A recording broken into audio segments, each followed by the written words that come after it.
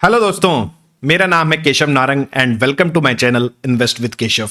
आज के इस वीडियो में बात करने वाले हैं Indian markets and US market और क्या इंपैक्ट होता है यूएस मार्केट्स का इंडियन मार्केट के ऊपर। तो करंटली अगर आपने देखा हो पिछले एक डेढ़ हफ्ते के अंदर कि यूएस मार्केट के अंदर हमें फॉल देखने को मिला, पर्टिकुलरली अगर कल रात को भी आप देखोगे तो यूएस मार्केट को 3-3.5% डाउन थे, चाहे वो डाउ जोन्स हो, चाहे नैस्डैक हो, चाहे वो एसएमपी हो।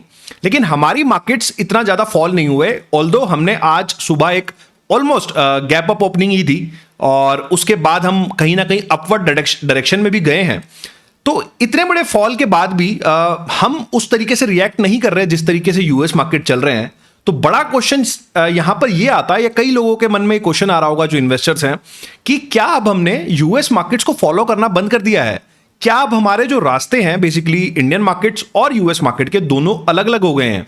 क्या यूएस मार्केट्स क्या इसी तरीके नीचे फॉल होते रहेंगे और इंडियन मार्केट्स एक अपवर्ड ट्रैजेक्टरी में जाएंगे? ये सारी चीजों पे आज बात करने वाले हैं इस वीडियो में। तो वीडियो को अंत तक जरूर देखें, चैनल को जरूर सब्सक्राइब कर लें ताकि आपको इस तरीके के अपडेट्स मिलते रहें। तो सबसे पहले जब वीडियो को मैं स्टार्ट करता हूं, अगर आप देखोगे जो यूएस मार्केट्स हैं उसके कुछ डेटा पॉइंट्स और कुछ फैक्ट्स शेयर करता हूं आपसे। तो सबसे पहले तो आपको ये वाली बात समझनी है कि यूएस मार्केट्स जो हैं वो basically mother of all markets है। अगर आप देखोगे वर्ल्ड के सबसे बड़े जो जीडीपी है वो कुछ यूएस का $35 ट्रिलियन के आसपास है और लगभग उसका मार्केट कैप भी अगर आप देखोगे स्टॉक मार्केट का वो भी लगभग इतना ही है। और 50% कंट्रीब्यूट करता है यूएस का स्टॉक मार्केट ओवरऑल जितने वर्ल्ड के भी स्टॉक मार्केट हैं। तो जितना पैसा यूएस मार्केट के अंदर लगा हुआ है वो पूरे वर्ल्ड का अगर मैं बात करता हूं तो 50% पैसा हमारा यूएस मार्केट के अंदर लगा हुआ है।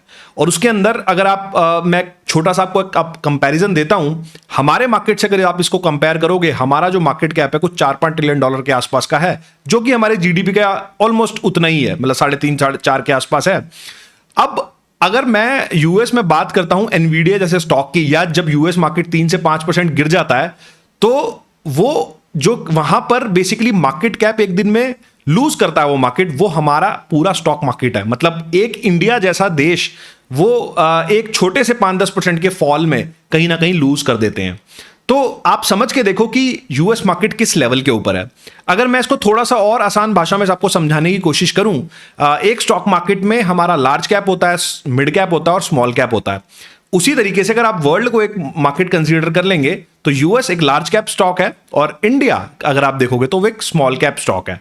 अब लार्ज कैप में आपको स्टेबिलिटी ज्यादा मिलती है लेकिन रिटर्न्स आपको कम मिलते हैं, लेकिन जो स्मॉल कैप स्टॉक होता है उसमें आपको रिटर्न्स ज्यादा मिलते हैं। उसी तरीके से इंडिया में एज ए इमर्जिंग कंट्री आप जो रिस्क ले रहे हैं उसमें आपको रिटर्न ज्यादा मिलेगा, लेकिन वो चीज वॉलेटाइल भी ज्यादा रहेगी, उसमें रिस्क भी ज्यादा रहेगा, उसमें कंट्री रिस्क भी आ जाता है, करेंसी रिस्क भी आ जाता है, ये सारी तरीके की रिस्क उसके अंदर आ जाते हैं। लेकिन यूएस का अगर आप कंपैरिजन करोगे, एक इंसान जो यूएस के अंदर बैठा है या वर्ल्ड में कहीं भी इन्वेस्टर है, तो अगर वो उसके पास डॉलर है तो पहले तो हमारे इंडियन करेंसी में उसको कन्वर्ट करेगा। अब वहां पर उसको इंडियन रूपी का भी रिस्क है, जहां पर हमारी जो करेंसी है वो बेसिकली हर साल 2 से 3% तक जरूर डेप्रिशिएट करी जाती है। तो एक रिस्क वो भी लेता है। उसके बाद जब मार्केट के अंदर आ रहा है तो वहां पर भी वो रिस्क ले रहा है। तो एक इन्वेस्टर के लिए काफी ज्यादा रिस्क बढ़ जाते हैं जब वो इमर्जिंग मार्केट्स के अंदर आता है, जिसका वो जो बेसिकली वो रिस्क जो लेना चाहता है, रिस्क जो लेता है उसके उपलक्ष्य में या उसके सामने वो रिटर्न भी देखना चाहता है।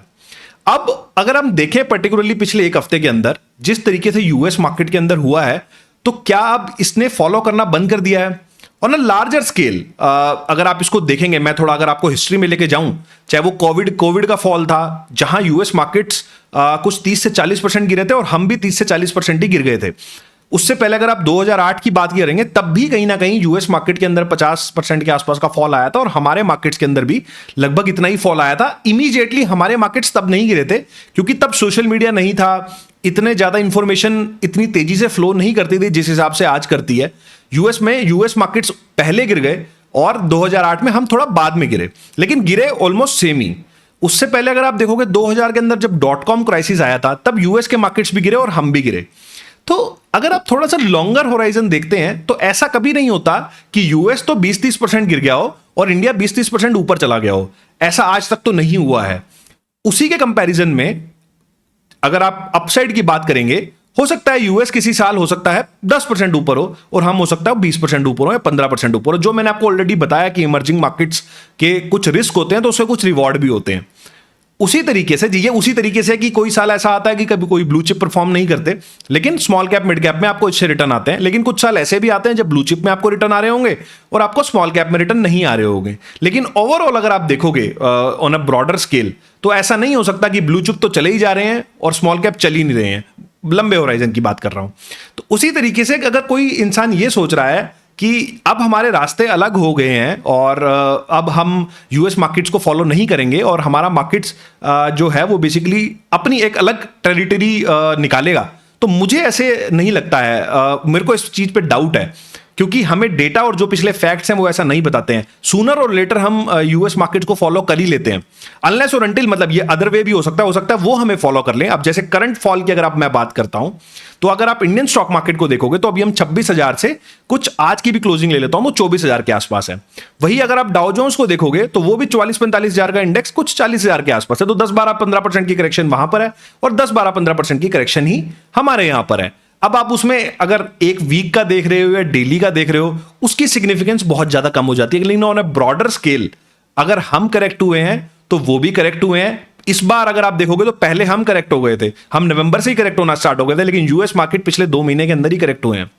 तो इससे हमें यही समझ में आता है कि सूनर और लेटर ये दोनों चीजें आपस में एक दूसरे से मिल जाती हैं और कहीं ना कहीं आपको एक ऑप्टिमम रिटर्न ही मिलता है। मतलब इमर्जिंग मार्केट का रिस्क जो है उसके साथ जो प्रीमियम आपको मिलना है वो आपको यहां पर इन जैसी कंट्रीज के अंदर मिल जाता है, अगर आप इमर्जिंग मार्केट्स के अंदर इन्वेस्टेड हैं। तो आई होप आपको ये चीज सब समझ में आई होगी कि यूएस मार्केट और इंडियन मार्केट का क्या कोरिलेशन है। अब आप उसको डेली बेसिस पे शायद अब नहीं ट्रैक करेंगे और थोड़ा सा लंबा होराइजन देखेंगे और उसके बेसिस पे अपना डिसीजन लेंगे। आई होप आपको वीडियो अच्छा लगा होगा। अगर अच्छा लगा है तो लाइक करें, शेयर करें, ज़्यादा से ज़्यादा लोगों को इस वीडियो को पहुंचाएं, क्योंकि काफ़ी सारे लोगों को ये आज की डेट में मैं देख रहा हूँ ये थोड़ा सा उनको कन्फ्यूजन है कि यूएस मार्केट्स अलग चल रहे हैं और हम अलग चल रहे हैं। चलिए दोस्तों, वीडियो को समाप्त करता हूँ। मिलता हूँ आपसे अगले वीडियो में इसी तरह के कुछ नए और इंटरेस्टिंग टॉपिक के साथ। नमस्कार, जय हिंद।